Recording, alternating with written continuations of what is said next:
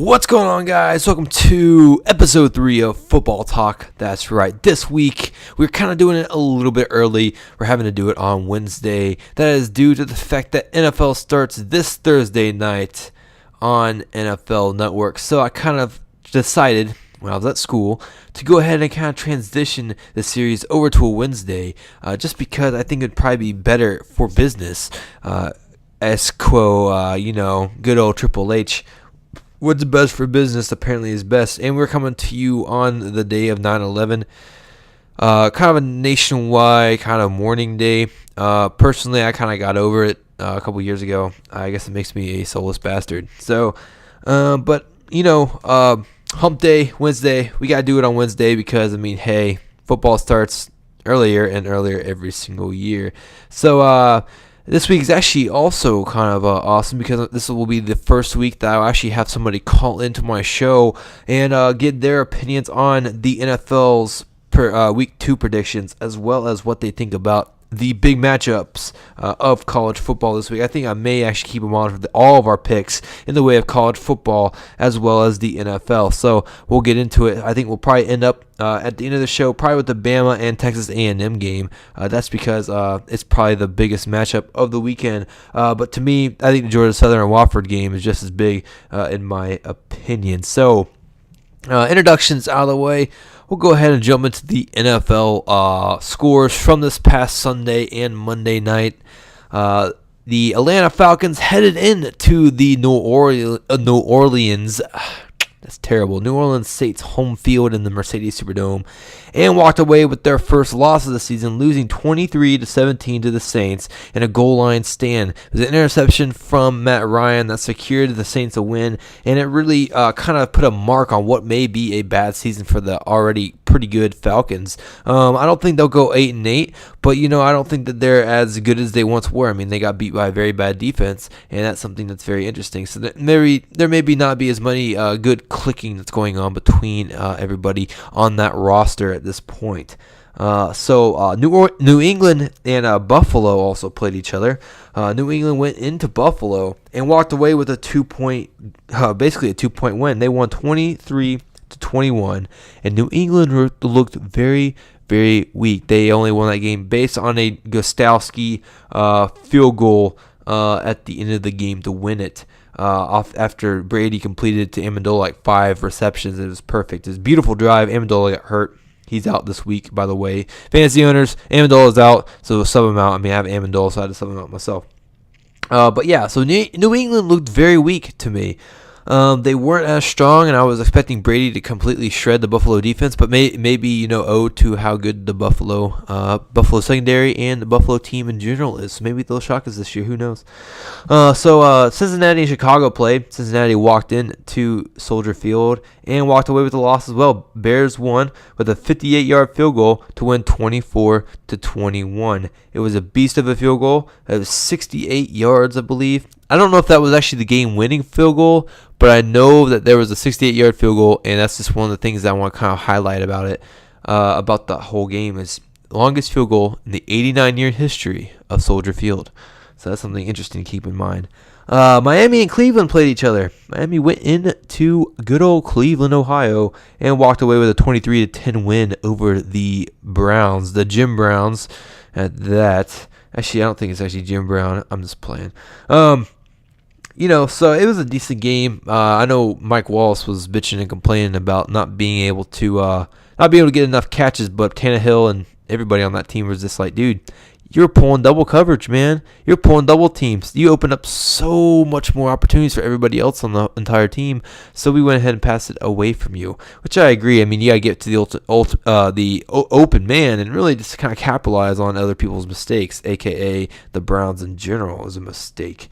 If there's any Cleveland Browns fans, I'm sorry. I do mean to bash you. I'm sorry. I don't hate the Browns. I just we'll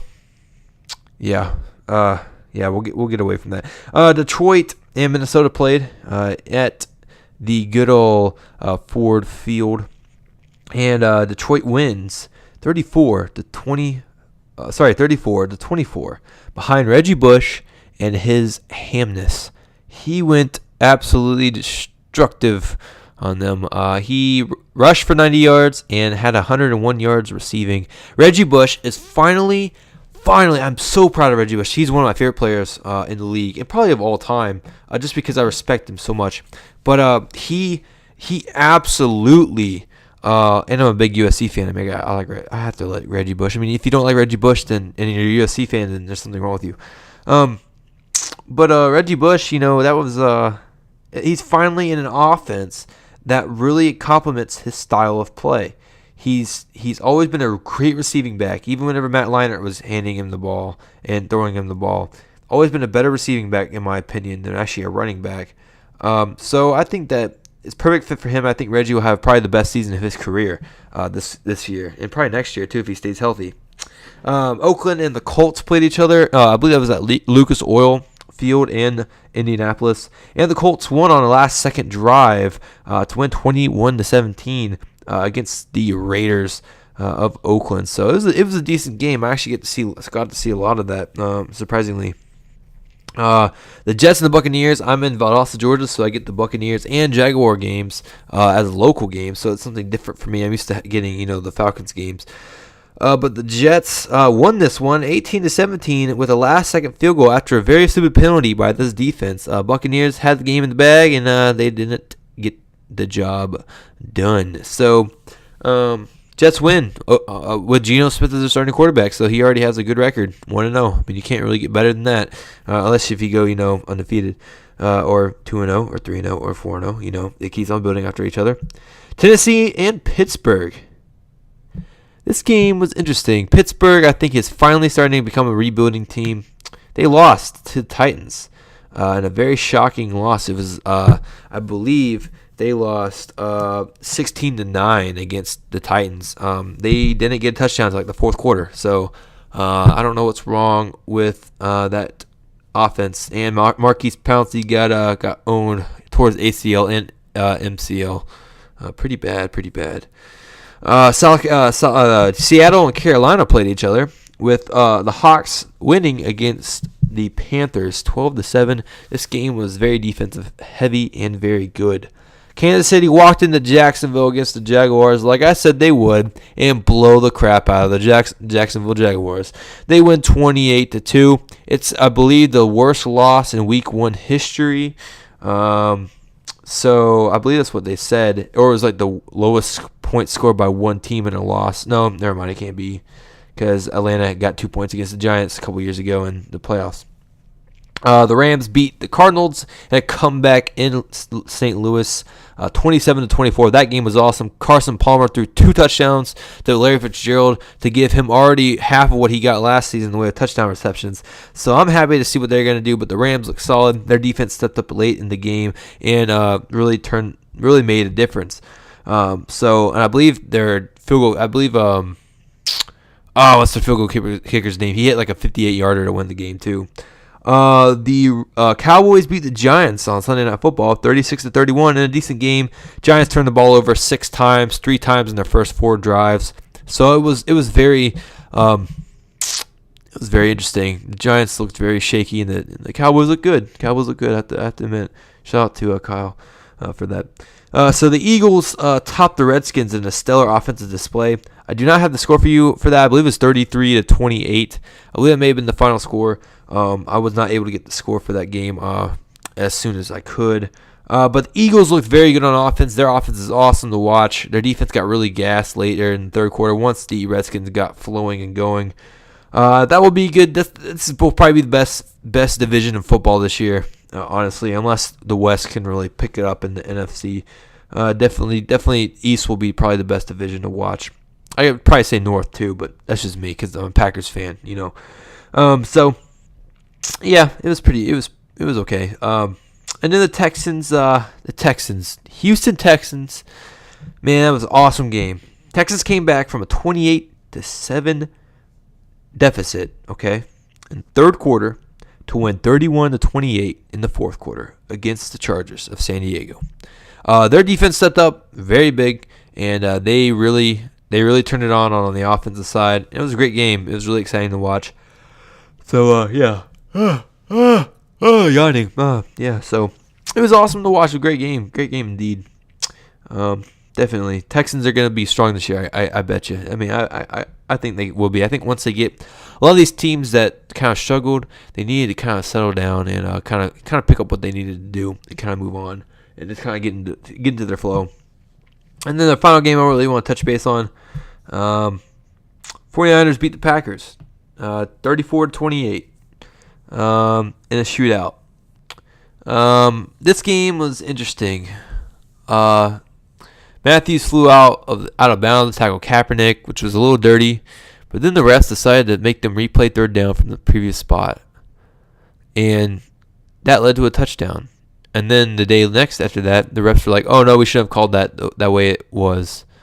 So because there's two penalties that offset each other, so there was a lot of bad stuff from the refereeing that kind of dictated the game. I'm not going to really say that's the reason why they lost. I mean, the Packers had opportunities.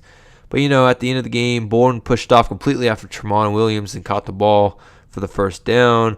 Randall Cobb getting out of bounds. I believe it may have been Milner. He's laid on top of him, which is technically, you can call it a late game on the defense, and they didn't do it because they were trying to get the ball out from underneath them, and they couldn't do it because the guy was on top of him. So there was a lot of stuff like that kind of ticked me off. It was okay, but the Jordy Nelson catch on the sidelines is probably the highlight of the game across the board between both teams. That was some good old tippy-toe lemon tree on that. So those are the scores from Week 1 of the NFL as they kicked off last Sunday. Really, to me, they kicked off Sunday. They kicked off Thursday, but that game, yeah. So to me, they really did kick off on good old Sunday football. So. Before we head into our NFL predictions for Week 2, I'm going to go ahead and bring in a good old friend of mine to help me with these predictions. Hopefully, he will get on the phone with me here in a minute, and we will go ahead and go through these predictions because, that's how we usually roll up here in the hood, being the Bay Tree Apartments. But I think the NFL had a strong Week 1. I know the ratings did very well, so I think that this is definitely a good step. It's like the most watched sport in the world. And how about the USA beating Mexico last night in soccer? How about that, huh? That's good. We have to talk about other football, right? That's how we do it. So I'm happy, and I'm glad that we're able to do that. Definitely, just because I'm glad we're able to go to the World Cup. I think Honduras tied Panama. Yeah, they tied Panama, so they were able to go ahead and advance to the good old World Cup. As my friend is not going ahead and calling me, come on now, he needs to do it so we can get through these predictions. As Thursday Night Football kicks off tomorrow night on NFL Network between the Jets and the Pats, and Texas Tech and TCU also play each other. And we'll get into that in a second once we get going. So I think maybe the Rams game, maybe the 49ers game was probably the best of the thing. So we're going to go ahead and head into our predictions. So, well, how's it going, Kyle? It's going very well. Good. Ready to talk some football right now. All right, sweet. So, thanks for calling into the show. No problem. All right, so Jets and Pats tomorrow night on NFL Network. Who do you got? Well, obviously, I'm going to go with everybody's trendy pick, the Patriots, and here's why. Now, the Jets, good for the Jets. They played. Now, granted, Levante David, master for blunder, pushing Geno Smith out of bounds, really helped the Jets to win that game. Yeah. But Geno was very efficient, and in my opinion, he was better than what a lot of people thought about him. So I think that's going to help him. But when you're the Jets, you don't have the talent, especially when you have the Pats, who are the front runners of the division anyway, and the best team in the division, and a young quarterback still learning. It's going to be tough, so that's why I'm going with the Pats. Yeah, I agree. I think the Patriots will probably shred that secondary and really show how weak and how old Cromartie is on the corners. So, I mean, I don't... The number Vincent Jackson put up last week? Yeah. I mean, we don't know. With Amendola out, it's just going to be someone else stepping in. It could be Kenbrell Tompkins. Probably, I don't think it's going to be Julian Edelman. But. Yeah. All right, so then we'll head over to the Falcons opener against the Rams in good old Atlanta. So I think the Falcons will probably bounce back and win at home against the Rams. I could see the Rams winning, though. Do you? I could see the Rams winning because the way they played last week and Atlanta's tendency to let the tight end get away from them.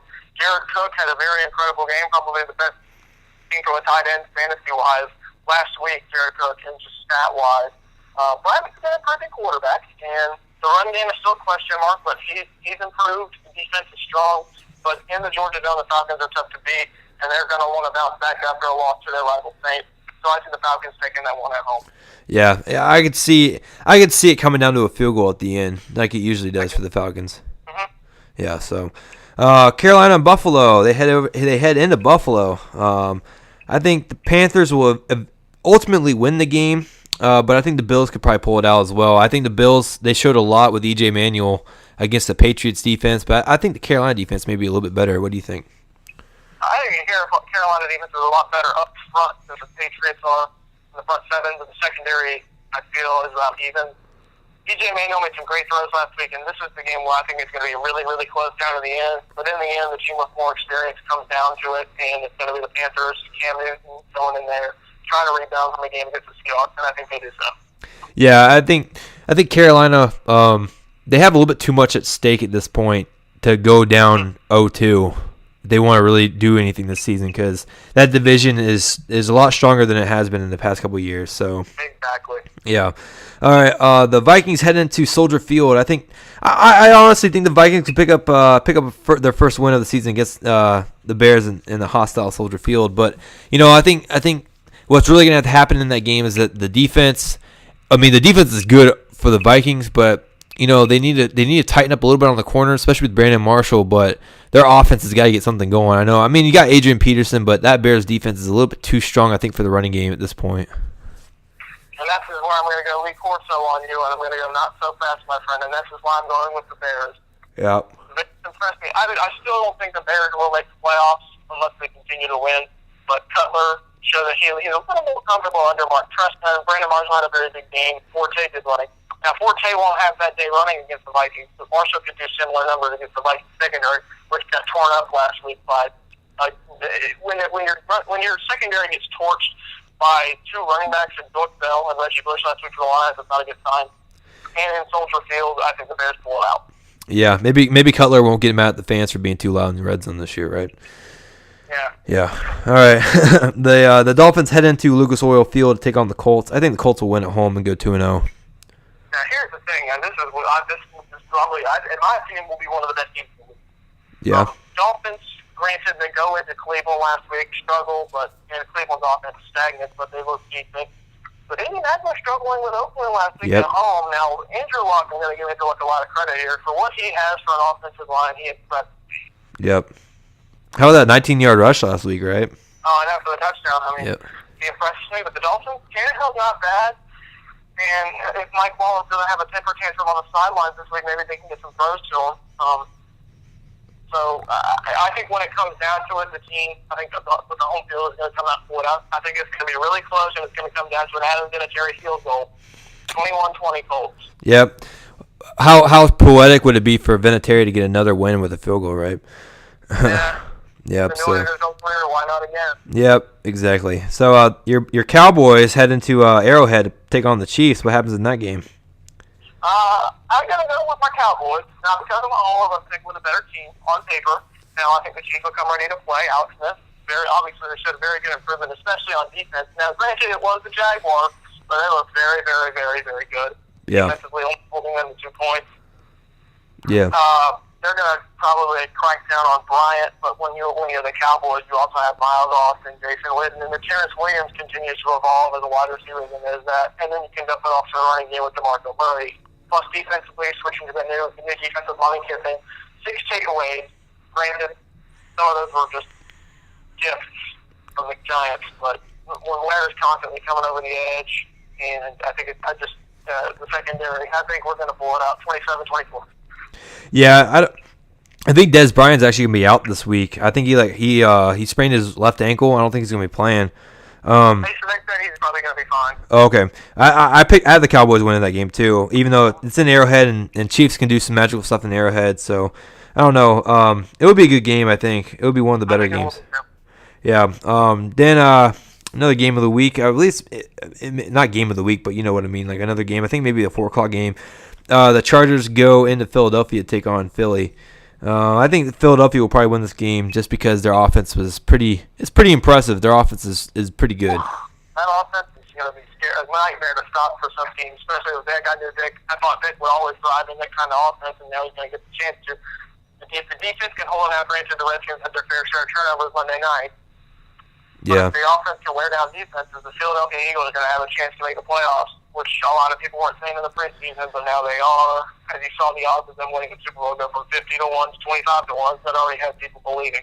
Yeah, and I mean, the players seem very excited to be in that offense because I mean they were all having fun and they all looked like. I think their only problem will be their defense. Their defense got kind of gassed in the fourth quarter, and that allowed the Redskins to kind of pull that game pretty close. And the thing is, with the players should be excited. I mean, they probably spent all offseason conditioning, trying to get in the ship to run that offense, especially the linemen. They should be excited because they're the only one that really runs that. Yeah. That's simple. And I'm going to go with the Eagles as well. Yeah, definitely. Yeah, definitely. The good old Baltimore Ravens open up at home against the Browns. I mean, it's the Browns in Baltimore in that crowd. Baltimore's going to win. I mean. Yeah. Well, now Baltimore. This is going to be far fetched for me saying Baltimore's defense. I know as it did not look good last week. I really do think that defense is better and will be better in the long run than last year's defense. And I know that's kind of shocking to say since they won the Super Bowl. Yeah. Yeah. And they're gonna have their ceremony. Probably do something with maybe release a banner. The crowd will be hyped up, and of course it's the Browns. I'm gonna go with the Ravens. Yeah, I mean I'm pretty sure they'll probably retire Ray Lewis's jersey Sunday. I guarantee it. I think sometime this season they'll do that. Yeah. One of the greatest linebackers in NFL history. Yeah, definitely. I put him up there with Lambert and oh man, what's his name? What's the guy that played for the Bears? Yeah, Brian Urlacher there too. Yeah, Brian Urlacher. And then there's another. He coached the 49ers. He played for the Bears. Singletary? Yeah, Singletary was a beast too. Yep. So then another game we got Tennessee and Houston. I think Texans will win that game. I think they're gonna get it going. So. This is why I picked the Texans as my sleeper in the AFC. Now I was ready to during the third quarter Monday night. I was ready to pull out on that because it looked horrendous in the Chargers. But as the Chargers have in the past, only the Chargers can give up 21-point leads on Monday Night Football. The Texans' defense is going to be hard to stop, especially when they get Ed Reed healthy, because it gives them a leader in the locker room, along with J.J. Watt. That's going to help offensively when Arian Foster's 100%. Andre Johnson, DeAndre Hopkins look very good. Owen Daniels on the offense. If Shaw's consistent, the Texans are going to be a sweeper, man. I'm telling you, they have a chance to win the AFC if they can stay healthy, and that's why I'm picking them to win against Tennessee Sunday. Yeah, I mean, I have the Texans going against the Bengals in the AFC Championship game. So I mean, and that's a lot far fetched, but I think the Texans are the strongest right now. What? That's how much I have them going against Denver in my AFC Championship game. That's how much belief I have in this year's Houston Texans. Yeah, I mean they look strong. I mean I know they were down 28-7 in the third quarter, but they showed up. I mean, it is the Chargers, and the Chargers. I mean, I was a big Chargers fan whenever Tomlinson was playing for them, and that team is traditionally one of those teams that do awesome things in up until November, and then they suck. So I don't know that I think Houston will pull out that win against Tennessee. I don't know. I mean, they did play Pittsburgh, and Pittsburgh was having a lot of problems. So I think Texans will win. I agree. Yeah. We have the Lions going into good old University of Phoenix Stadium to take on the Cardinals. I think the Lions will win that game. I think it will be a really close game. I think the Lions may win it because I think Reggie Bush is just one of those X factors right now in the NFL that I think this offense fits him so well that he's going to be one of those. He's going to have a breakout year. I think probably the best year of his career at this point. I couldn't have said it any better, and you hit the nail right on the head with Reggie Bush. You saw last week what he can do in that type of offense, especially with his speed. He is an X factor, and not only that, when you also have Joyce Bell in the backfield as well, that helps matters as well. If Stafford can stay healthy, I mean, and that's sure they don't have to go to Calvin 20 times a game to win a game. Yeah. And the defense is improving as long as Sue doesn't go for little chop blocks anymore. Yeah. He got fined $100K for that. But I do think Detroit goes in there and wins on Sunday, but getting to Arizona's side of things, I've seen a lot from them. They will be better than people expect. Tyrann Mathieu is still a playmaker. Patrick Peterson, so solid. That defense is solid. Larry Fitzgerald's going to get back to being the Larry Fitzgerald of old. And they'll surprise some people, man. Yeah, I said earlier in the show that I think that division along with the East will probably be the most competitive this year. Honestly, like that division. I mean, it's gonna be awesome. So, the Saints head into Tampa Bay. I think Tampa will probably win that game. And now the Saints, I'll give them credit last week coming in first team with Sean Payton back. They won the game, but it is at home, and the Buccaneers are going to be pissed beyond belief. Yep. Because they know they had a win last week, and then the gap from Levante David, as I mentioned earlier, really hurt them. And I think they're going to come play well. Guys like Vincent Jackson and Mike Williams can torch that secondary of the Saints. Because the Saints defense is not very good, contrary to popular belief with them holding the Falcons offense to 17. But going on the road to Tampa, Doug Martin probably going to be back to 100% as he had a little leg issue this past Sunday. I think they'll be good to go. Yep. I do pick the Buccaneers to win that game. Yeah, I mean, I think they'll probably get second or third in the division. I think Saints will probably end up at the bottom again. Honestly, I don't know. What? That'll be one of those divisions where an 8-8 team is in last place. Yeah. Are the Raiders beating Jacksonville? I mean, again, it's Jacksonville and it's the Raiders. I just think the Raiders are a better team. The Raiders showed me a lot last week that Terrell Pryor, if he could be a solid quarterback, can really help them move along. And the Jaguars just showed me nothing. They showed me Blaine Gabbert is not an NFL quarterback, in my opinion. He could be an NFL backup quarterback, but he's not a starting quarterback in the National Football League, in my opinion. He's shown that. He's had a couple years to prove that. He is just not. And the talent on that team right now is just not very good. And they may get you Davion Clowney next year, so.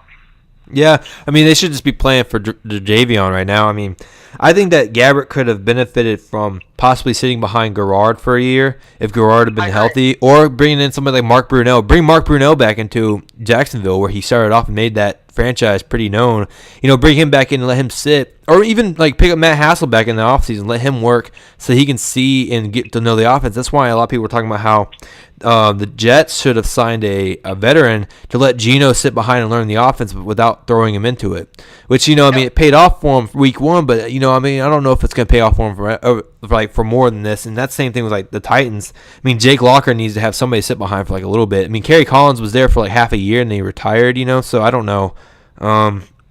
It's the backup, like the quarterback situation right now in the NFL is kind of shaky because you have some people coming in doing really well, and then you have some people that have been there that have been struggling that need to kind of sit down and kind of like look from the outside in to kind of see what's going on and see how to learn the offenses. I think they'll be better once they do that. I agree with you 100% on that topic right there. Yep. Broncos. Peyton Manning faces his brother Eli. I think Eli will win for the first time against his brother. I don't know. That game's kind of up in the air for me. I'm saying the Giants just because I think they may bounce back, but you never know. Now, everybody's praising Peyton Manning for that great performance, and I'm not going to dispute that. That was one of the performance for the ages, but going into the Meadowlands, the Giants are kind of in a must-win situation because they really don't want to start 0-2. The running game is a question mark. That's what I just saw Brandon Jacobs. Eli Manning's got the receivers just as Peyton does. So I think it'll be very, very close in the battle of the Mannings in the Manning Bowl. But I do agree with you that Eli, and once they're desperate, they're going to have to win. I think the more desperate team wins. I go with the Giants. Yep. That would be an interesting game to watch. I think it will probably come down to like a field goal or a 2-point or a safety. Holy crap! How about a safety? Dear gosh. That'd be interesting. Monday night we got the Pittsburgh Steelers and the Bengals playing. I got the Bengals winning at home against Pittsburgh. Pittsburgh, sad to say, I think Pittsburgh is down on one of they're on a rebuilding year at this point. I think with the loss of Marquise Pouncey, I don't think they'll have as well of a shot. I mean, who knows? I mean, Pittsburgh are one of those teams that will get into the playoffs going like 8-8 and then do wonders in the playoffs or do magical things, just completely blow people away. But I don't know. I think they seem to be kind of down at this point. I think they may be going through like a depression era at this point in Pittsburgh, which is sad to say, but they had been on top for so many years. It's almost kind of like knowing that this was going to happen at this point. It's sad to see that because the Steelers are such a revered franchise in the National Football League. But last week they showed me that, especially with the injuries they suffered, Pouncey, Larry Foote, Warrock, Stephen Talley. They got decimated in week 1, and they didn't look very good. So it doesn't look good for the Steelers. I'm going with the Bengals as well. I think the Bengals have more upside. Bengals last week lost the lead in the 4th, but they still showed a lot of prowess going into the total period of competing.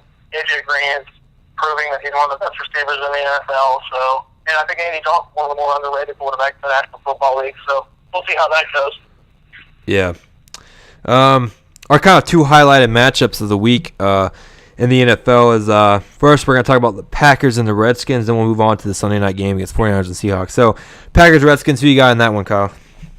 I'm going to go with the Packers, and here's my reasoning for that. The Packers played their hearts out last week, and to go into an environment like that, into the final season opener at Candlestick Park, and make that what the game it was, it was an incredible game. Rodgers made some incredible throws and showed that he really doesn't. Even with the loss of Greg Jennings, he just plugged someone else into that role. You got Jermichael Finley, Randall Cobb, Jordy Nelson, James Jones. I think he's going to back big time this week, like you've been saying. Eddie Lacy, his prowess will come in time. But the thing that impressed me the most last week about the Green Bay Packers was their defense and their ability to stop Colin Kaepernick on the run and Frank Gore on the run. Their secondary still has some question marks, but I just think the Packers are overall better. As we saw, there's still some major flaws with the Washington Redskins Monday night. RG3 not back to 100% yet quite yet. He didn't look like he's cutting very well. His throws were hesitant. Alfred Morris needs to learn better ball security. We'll see where that goes, but I do agree that the Packers will win on Sunday. Yeah, Packers will definitely win at Lambeau. It's a home opener at Lambeau. That's very hard to go in there. Last year, the 49ers did it, but that was also they only won on a field goal. So, I think that I think you made some valid points about RG3 in this offense.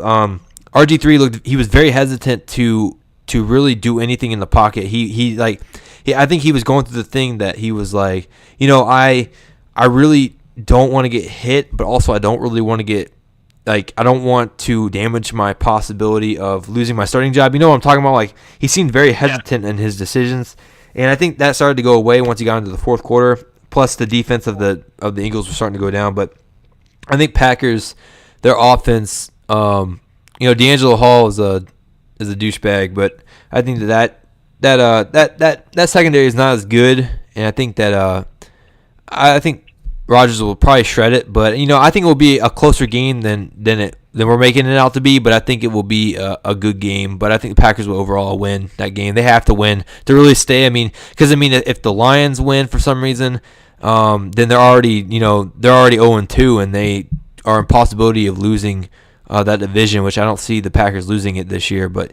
you never know anymore in the black and blue league. So black and blue division. Sorry.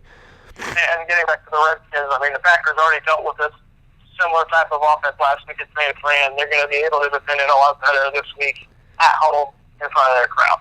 Yeah, definitely. So Sunday night game, last game we're going to talk about for NFL. 49ers and Seahawks play. I have the Seahawks winning. Kaepernick has to shave his eyebrow. What about you?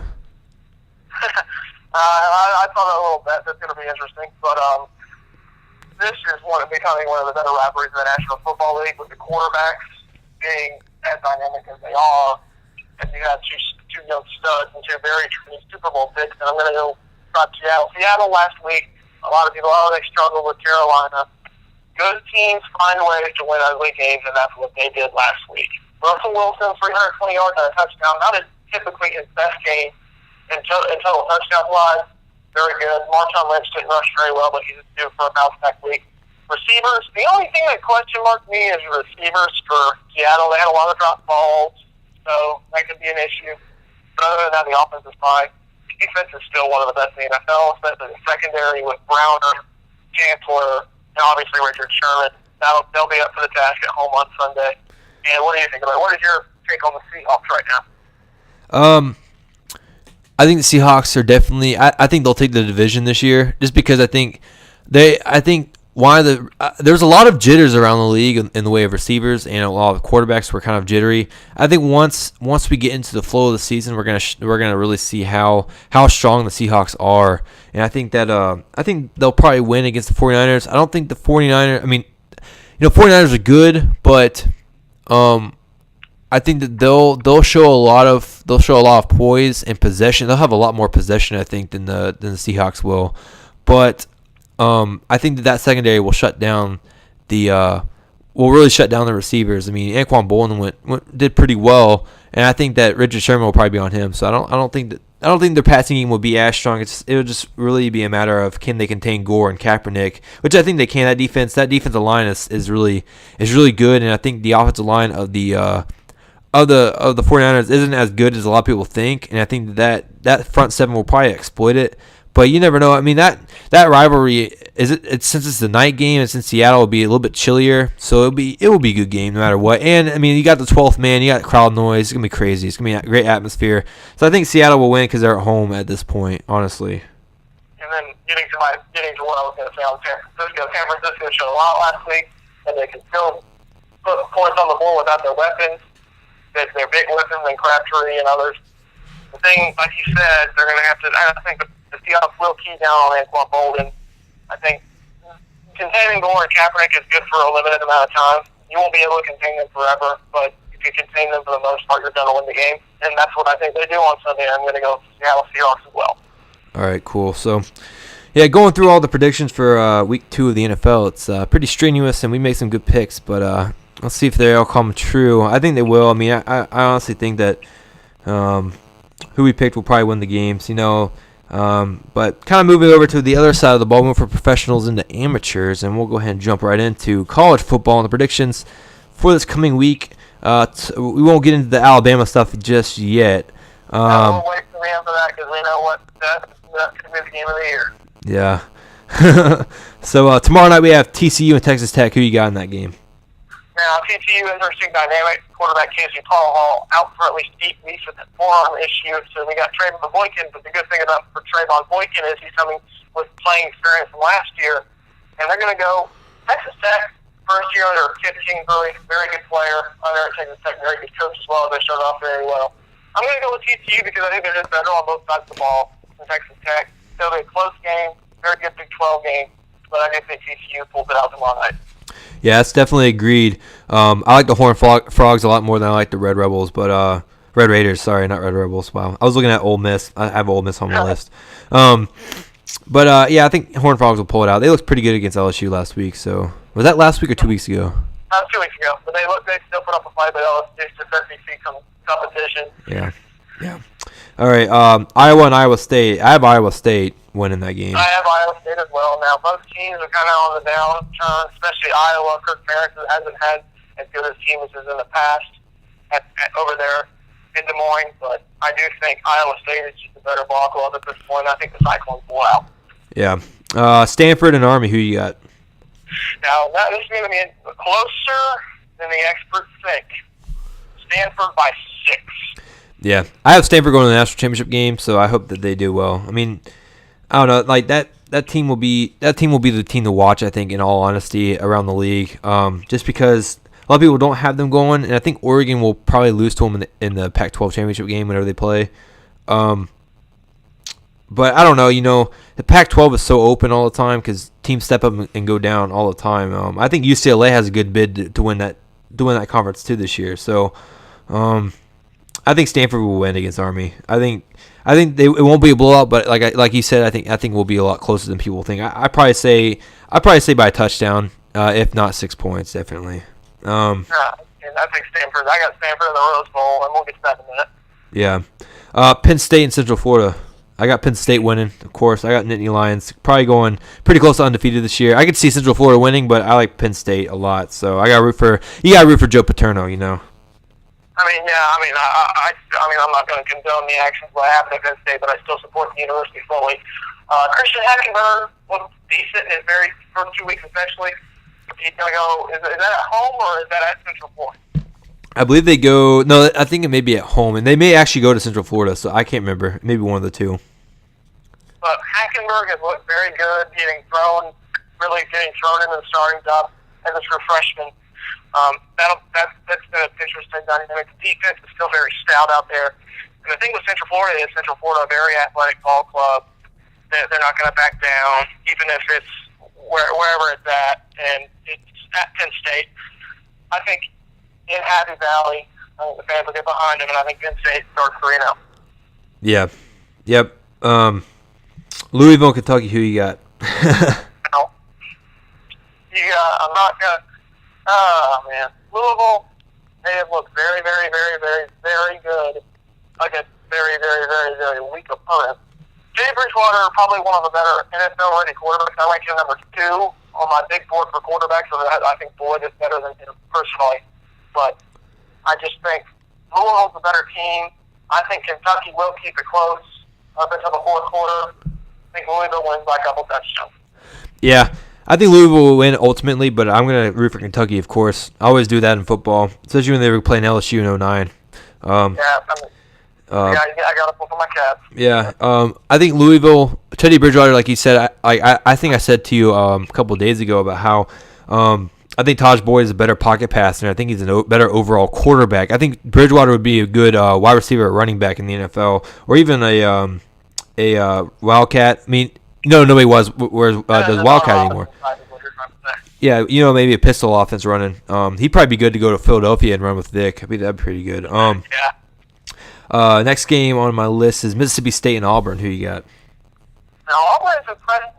Auburn's defense, and Auburn wasn't really expected to be watched by the experts this year, but Auburn really hasn't really impressed me the past couple weeks, holding a very good Arkansas State offense to 9 points. Mississippi State's not as good as they are in years past, especially on offense. The year for Dan Mullen gets a little bit worse. They're going to start 1-2. I'm going with the Auburn Tigers and the Flames. Yeah, I just wanted to point out, because I know you're a big SEC fan. I mean, I don't really care who wins in this game, just as long as, it's a good game. I'd probably say Mississippi State because my mom's, her cousin went and played football there, so I got to kind of stay with the Bulldogs. But I could see the Tigers winning. I mean, I'm not a big War Eagle fan, but, they may win that game. They probably will win that game. I think it's at Auburn, so they'll win that game. UCLA and Nebraska play this week. Now that is probably one of the big games. Really, I'll be interested in that heavily. In Lincoln, in a hostile environment, Nebraska's a good team, but this is my upset stunner. I do think UCLA, they have swagger, they got a great quarterback in Brett Hundley, and they got a good defense. I think they walk in there and stun the black shirts in Nebraska 23-17.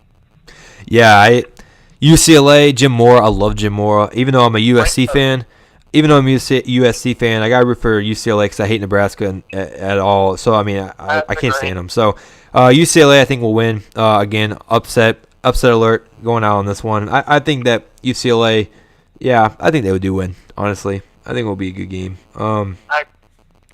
Virginia Tech and ECU play. Who you got? Now, ECU looked very good, but I just think Von Tech's defense will come to the occasion. The Von Tech defense, Logan Thomas is starting to play a little bit better. I'm going to go Hokies.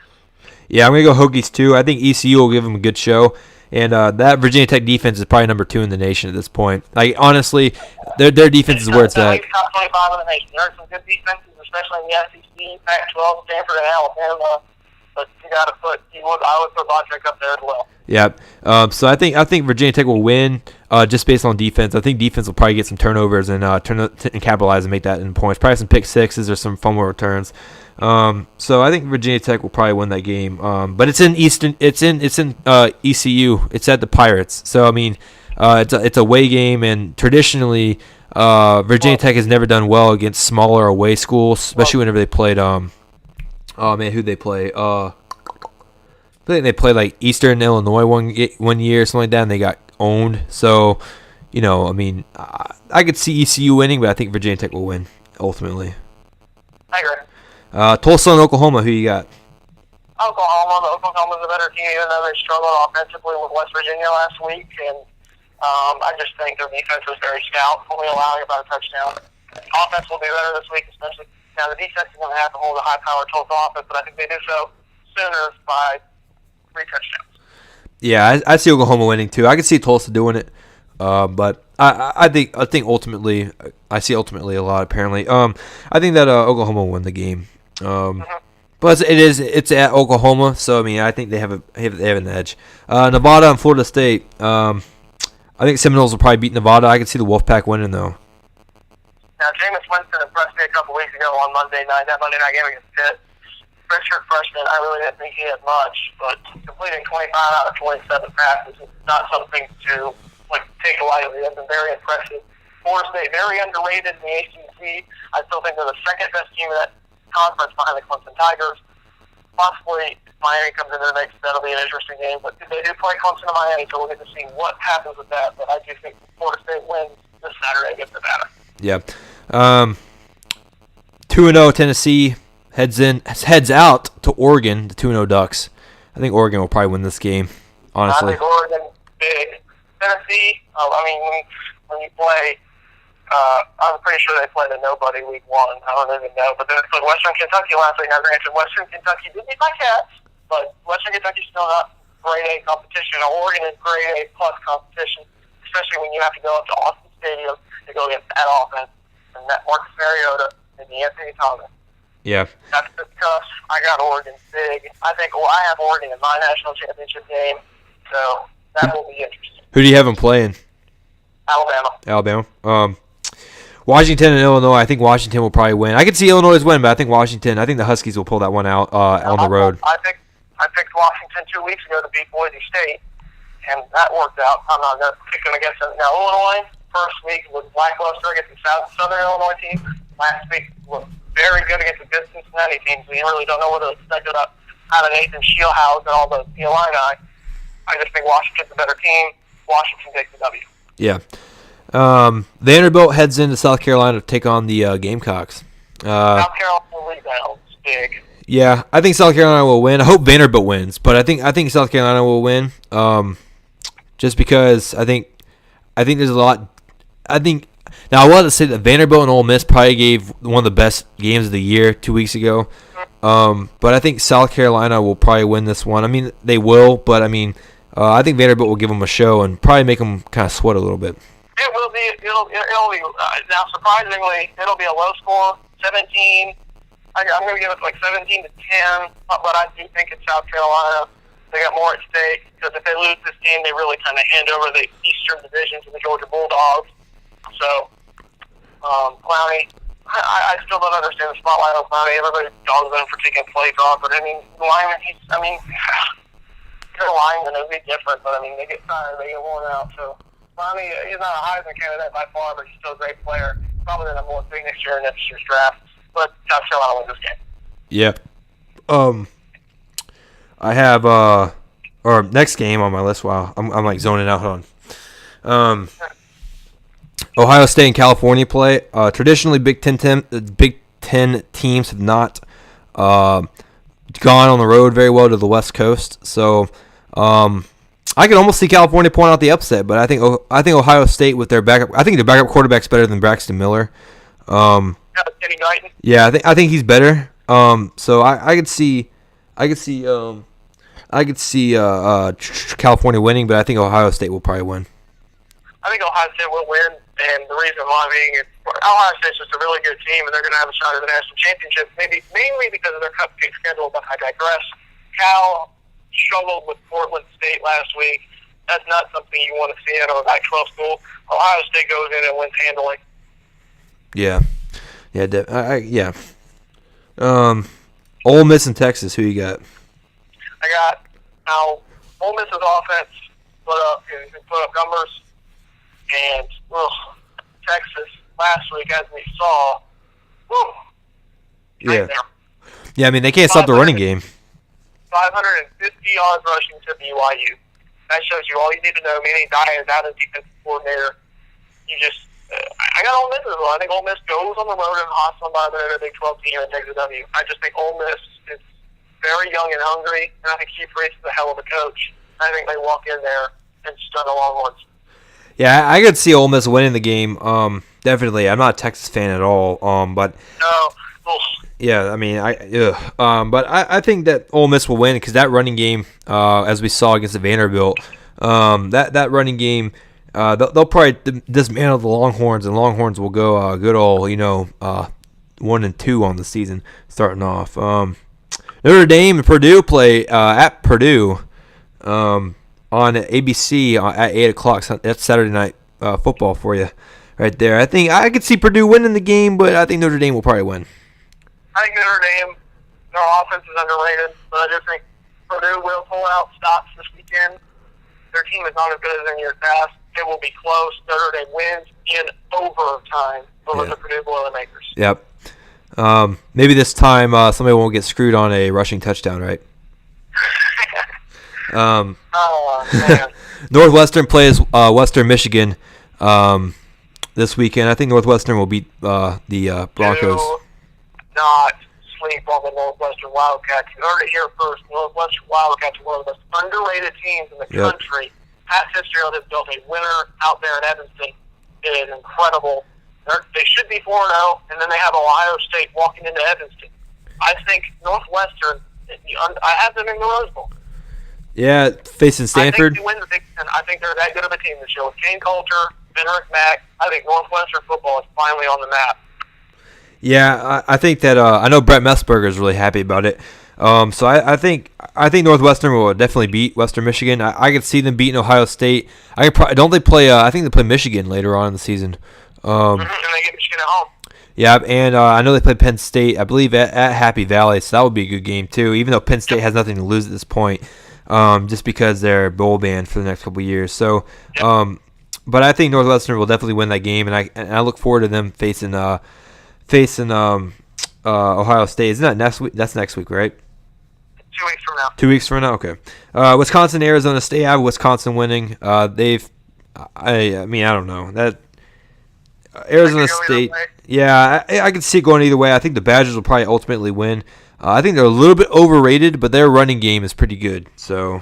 Yeah, I think the thing that's more underrated is our quarterback, Joel Stabe. Yeah. Finally got some consistency this year. I think they're the better team. I think they walk into a very, I've been saying hostile environment more than anybody's ever said it, but hostile environment, big-time game in Sun Devil Stadium. I think they pull it out 28-25, overtime, Wisconsin, yeah. Boston College faces USC. Big Trojan fan, but I watched Boston College play a couple weeks ago against Wake Forest. If the Trojans do not get their crap together, Boston College will pull this one out at the Coliseum. I could see Boston College beating them. It in the Coliseum. Yeah. I'm going to go with USC because I think they're going to get their act together this week and win. It'll be close because Boston College offense very underrated. Things are looking up there at Boston College, but I still think they're a year away. I got USC close. Yeah. I mean, I still got USC winning the game. I just think Boston College could win it, honestly. Just because, did you hear about the players only meeting, quote unquote, that didn't actually happen, but didn't actually happen? Yep. The meeting that never happened, but did happen, but it didn't happen. So who knows what's going on there with Lane Kiffin and the Your feet is as hot as habanero sauce. I know, man. You got the whole crowd at the Coliseum, 90,000 plus, chanting "Fire Kiffin." I mean, you got a clear sign right there to get that man out of there.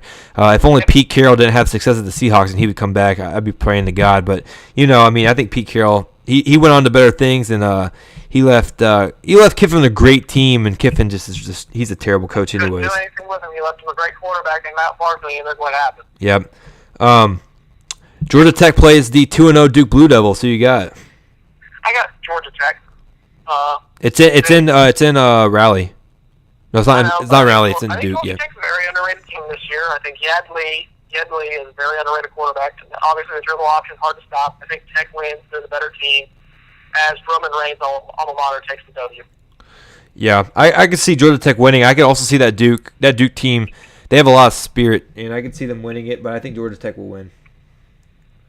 In the final game, I always kind of touch base on the FCS kind of build up game that I kind of like look at because it's a great rivalry. It's one of the most underrated rivalries. Other than the Appalachian State game that they play. But Georgia Southern heads into Wofford to play them.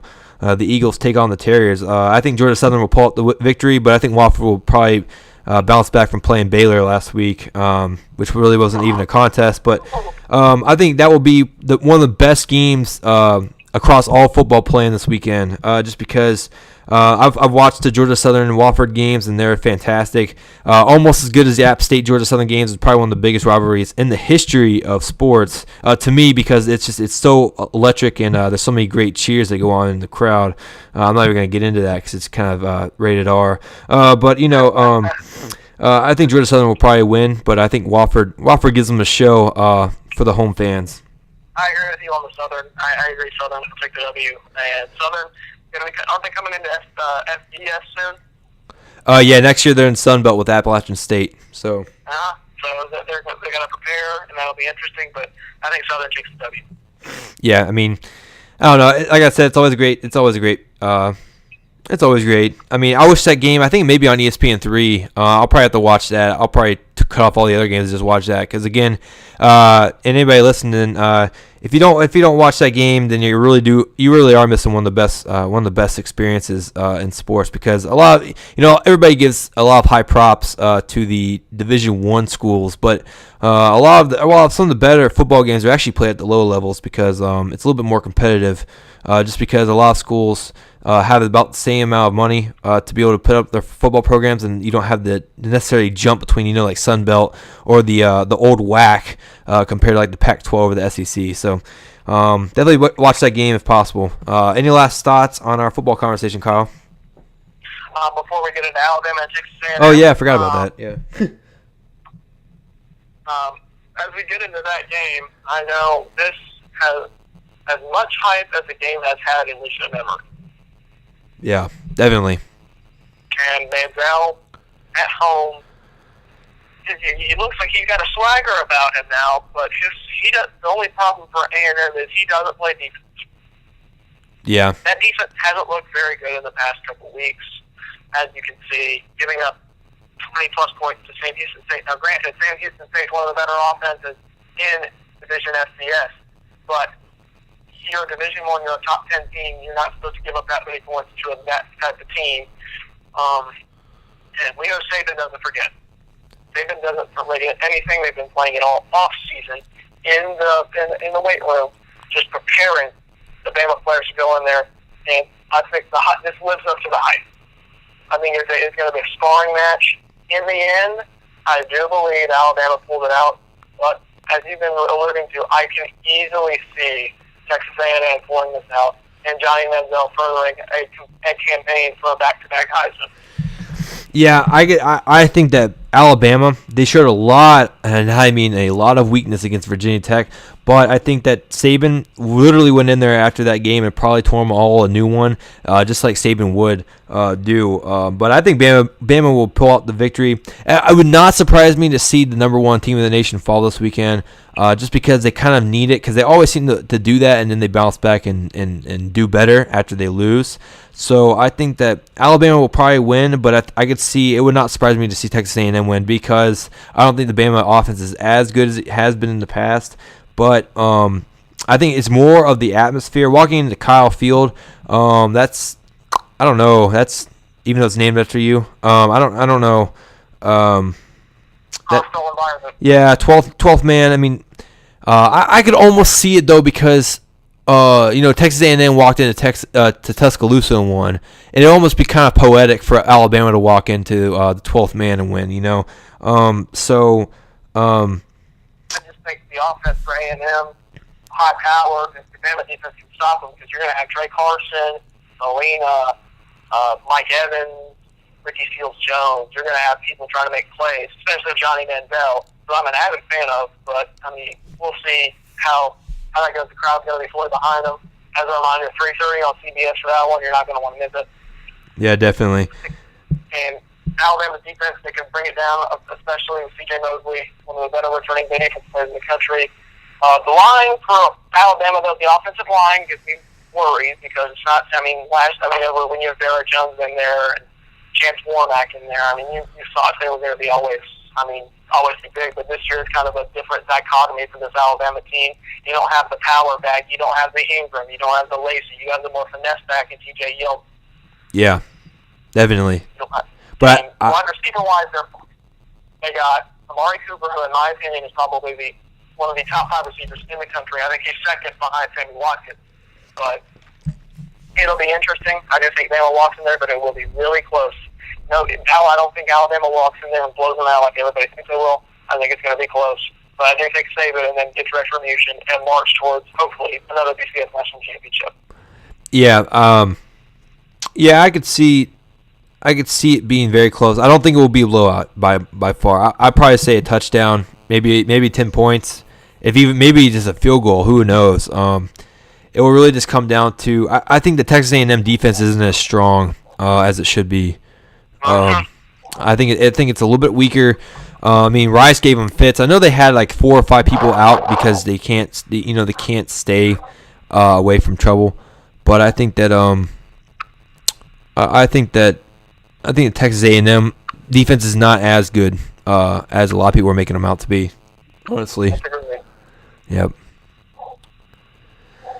All right. Well, thank you guys. Thank you for calling in, Kyle. No problem, man. Anytime. All right. Well, I'll go ahead and wrap it up here in a second after we get done, and So I hope that we got our predictions right, Kyle. I do too. Thank you, guys. All right. See you next time, Kyle. Yep. Bye. Yeah, so those are some great predictions from us. Hope you guys enjoyed that little bit. Something new I'm going to try to be doing where we bring in like somebody every week. It'll probably be Kyle. Kyle is usually probably the best person to bring in. I may try to bring in my dad for a little bit of this. Who knows? Who knows at this point? But thank you guys for watching or listening. Not really watching, but thank you guys for listening. I will try to get this out as soon as possible. It's about an hour long, so it will be a little bit longer than usual. But that's because we actually talked a lot about football today. It is Football Talks. That's what our game and the name is for. So I hope you guys enjoyed this. And if you guys would like to listen to more of this type of stuff, go ahead and hit that subscribe button. I never asked for subscriptions, but why not? It is something kind of interesting to see. I